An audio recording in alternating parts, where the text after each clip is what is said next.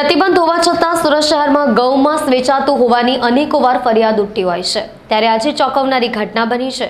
સુરત શહેરના કોટ વિસ્તારમાં લાંબા સમયથી ગૌમાંસ વેચાતું હોવાની બાતમી ગૌરક્ષકોને મળી હતી, જેને આધારે તપાસ કરવામાં આવતા ઇસમો દ્વારા ખુલ્લેઆમ ગૌમાંસ વેચવામાં આવતું હોવાની વિગતો સપાટી પર આવી હતી। રેડ કરી 2 ઇસમોને 63 કિલો ગૌમાંસ સાથે ઝડપી પાડવામાં આવ્યા છે। પ્રાપ્ત માહિતી અનુસાર સુરત સહિત સમગ્ર રાજ્યમાં ગૌમાંસ પર પ્રતિબંધ મૂકવામાં આવ્યો છે, તેમ છતાં ઘણી જગ્યાએ ગૌમાંસનું વેચાણ થતું રહે છે, જેની અનેકોવાર ફરિયાદ મળતી રહે છે। આજે સલાબતપુરા પોલીસ મથકના હદ વિસ્તારમાં બાતમીને આધારે પોલીસ દ્વારા રેડ કરવામાં આવી હતી। બાતમીને સ્થળ પર તપાસ કરતા 63 કિલો જેટલું ગૌમાંસ મળી આવ્યું હતું, જ્યારે માંસનું ગેરકાયદે વેચાણ કરનારા 2 ઇસમોને ઝડપી લેવામાં આવ્યા હતા, જ્યારે 3ને વોન્ટેડ જાહેર કરાયા છે। વધુમાં મળતી માહિતી અનુસાર રસ્તમપુરાના અકબર શહીદના ટીકરા ખાતે આવેલા એક મકાનમાં ગૌમાંસ વેચાઈ રહ્યું હતું।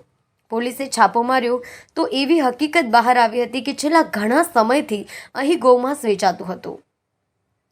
ગૌરક્ષકોની ટીમને આ અંગે બાતમી મળી, તે બાતમીને આધારે છાપો મારવામાં આવ્યો હતો। ઘટના સ્થળેથી 2 ઇસમોને ઝડપી પાડવામાં આવ્યા છે। પોલીસને સ્થળ પરથી 63 કિલો ગૌમાંસ મળી આવ્યું છે। આ સમગ્ર કેસમાં 2 ઝડપાયા, જ્યારે 3થી વધુ લોકોને વોન્ટેડ જાહેર કર્યા છે।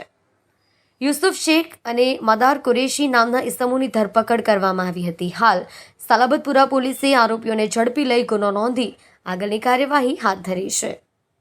વાત સાચી છે, ગઈકાલે અકબર સહિત ટેકરા રસ્તમપુરા ખાતે ગૌરક્ષકો અને પોલીસ દ્વારા રેડ પાડવામાં હતી। ત્યાં એક દુકાનની અંદર 200 કિલોથી વધારે માંસ હતું। એ માંસનું FSL બોલાવતા ખબર પડી કે એ માંસ ગૌમાંસ જ છે, એટલે ફરિયાદ સલાબતપુરા પોલીસ સ્ટેશને નોંધી છે અને 2 કસાઈઓની ધરપકડ કરી છે।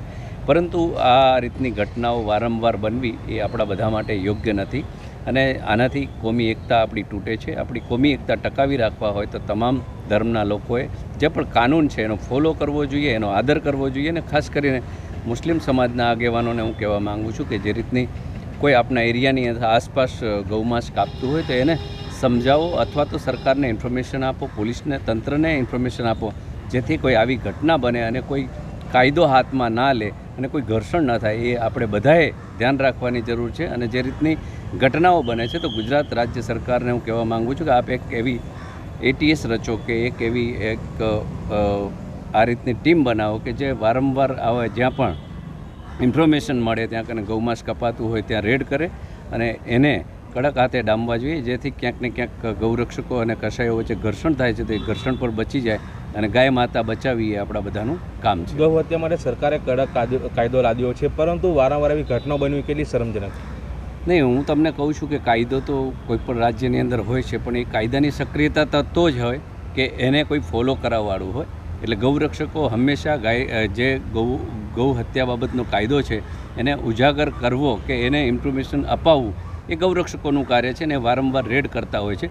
પરંતુ જો SIT રચવામાં આવે, એવી ટીમ રચવામાં આવે તો હું માનું છું કે કાયદો એ પોતાની રીતે વ્યવસ્થિત સક્રિય થઈ અને આવા જે કંઈ ગુનેગારો હોય એને સજા અપાવી શકે।